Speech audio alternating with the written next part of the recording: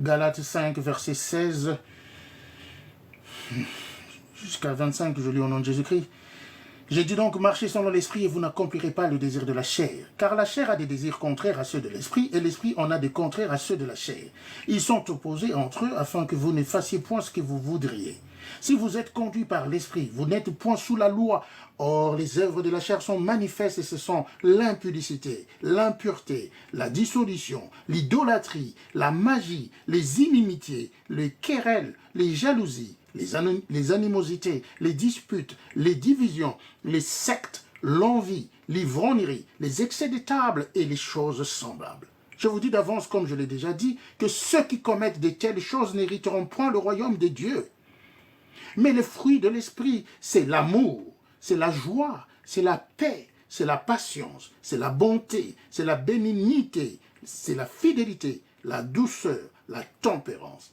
La loi n'est pas contre ces choses. Ceux qui sont à Jésus-Christ ont crucifié la chair avec ses passions et ses désirs. Si nous vivons par l'esprit, marchons aussi selon l'esprit.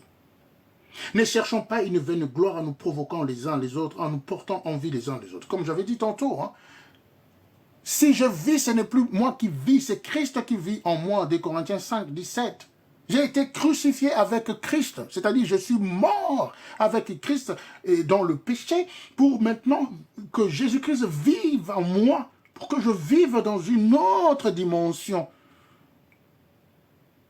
de la prospérité. Et cette prospérité-là, c'est aussi la parole de Dieu. C'est dans la parole de Dieu, dans les bonnes actions, dans les bonnes œuvres. Ce n'est pas forcément l'argent, ce n'est pas forcément le matériel. Donc c'est Jésus-Christ qui vit en moi. Ce n'est plus moi qui vis. C'est comme une voiture qui avait, je ne fais pas de la publicité, qui avait une voiture quelconque ou une voiture X qui avait un moteur X. Maintenant, on enlève le moteur X dans la voiture X, mais on met maintenant le moteur Y dans la voiture X. C'est-à-dire, cette voiture-là va commencer à rouler comme la voiture Y. Elle ne roulera pas, comme une voiture X, puisque en elle, le moteur X n'existe